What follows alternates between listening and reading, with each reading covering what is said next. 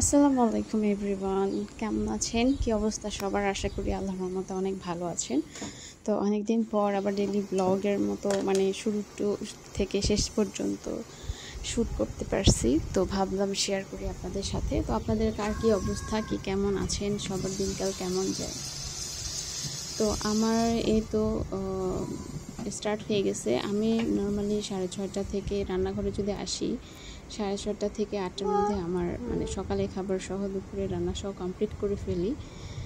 Normally আমার blog যারা দেখেন তারা জানেন যে সকালে যেহেতু আমার হাজব্যান্ডকে খাবার দিয়ে দিতে হয়, সো তার জন্য আমাকে সকাল সকাল সব রান্না শেষ করতে হয়, যাতে আমি তাকে আর কি দুপুরে একটু ভালো মতো খাওয়াইতে পারি আর কি।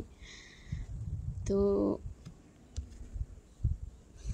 এই তো রুটি বেলতেছিলাম। আমি নর্মালি রুটি একটু ফ্রোজেন করে রাখার চেষ্টা করি, কি আমার ফ্রোজেনটা শেষ হয়ে গেছে, যার কারণে সকালবেলা করে রুটি বেলার প্রসেসিং চলতেছে। আমার স্ট্যান্ড নাই, ঠিক আছে, যার কারণে হাতে ধরে বা কিছুর ওপর রেখে আমাকে ভিডিও শ্যুট করতে হয়। তো ওই সময়টা রুটি বেলার সময়টা আমি আমার ছেলের হাতে দিয়েছিলাম। ও অনেক ছোটো, ও ক্যামেরা ধরতে পারে না, তো তারপরেও যতটুকু পারছে ততটুকু ধরে আমাকে হেল্প করছে। যাই হোক, ও অনেক পারে না যেহেতু, সেই তুলনায় মোটামুটি ভালোই শ্যুট করছে, খারাপ করে না। তো একদিক দিয়ে রান্না করতেছিলাম, আরেক দিক দিকে এরপরে কি উঠাই দিব সেটারও প্রসেসিং করতেছিলাম। তো সব দিক থেকেই চটপট করে কাজ না করলে আসলে সকালের এত কাজ আসলে আগানো যায় না। অন্যদিকে কাপড় ভেজানো থাকলে কাপড় ভেজানো থাকে। আবার আমি চেষ্টা করি সকালে 12টার মধ্যে যত কাজ আছে যাতে শেষ করা যায়, যাতে দুপুরের পরের টাইমটা একদম ফ্রি থাকে। দুপুরের পরে আসলে বাচ্চাদের গোসল থাকে, গোসল টোসল করে খাওয়া দাওয়া করে একটা ছোটো পাওয়ার ন্যাপ নেওয়া যায়, ঠিক আছে। তো বিকালে আবার বাইরে যাওয়া বাচ্চাদেরকে নিয়ে, যাতে মাঠে খেলার প্রসেসিং, এটা আমি অ্যাটলিস্ট করি।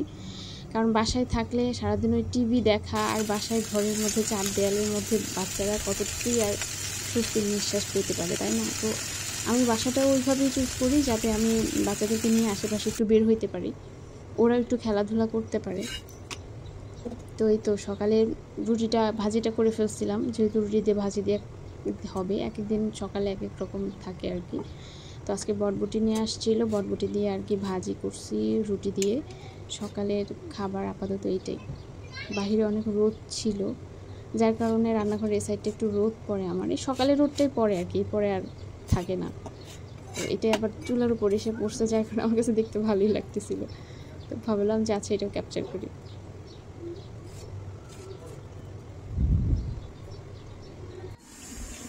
তারপরে এই কাঁঠাল আমার শাশুড়ি মা পাঠাইছিল। তো ওইটাকে কেটে একটু হালকা ভাপ দিয়ে সেদ্ধ করে রাখলাম, যদি দুদিন খাওয়া যায়। ছোটো করে দেখে একটু পাঠাইতে বলছিলাম, যেহেতু আমরা মানুষ অল্প, 3 জন বলতে পারেন, বা 2 জনও বলা যায়। আমার ছেলে আর কতটুকুই বা খায়, যাতে 2 দিন খাইতে পারি আর কি। ফ্রিজে আসলে অনেক দিন রেখে খাবার খাইতে আমার একদম ভালো লাগে না, যার কারণে এই যে একটুখানি শর্ট নিয়েছিলাম, যার কারণে কত প্রিপারেশান নিয়ে আমাকে শর্টটা করতে হয়েছে।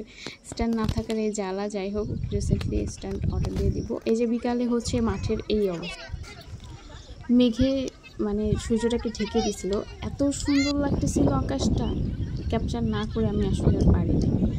তো যাই হোক, এটা ছিল আমার বাসায় আসা প্রথম আম, ঠিক আছে। তো সবাই ভালো থাকবেন, আশা করি আল্লাহর রহমতে অনেক ভালো থাকবেন, আমাদের জন্য দোয়া করবেন। আল্লাহ হাফেজ।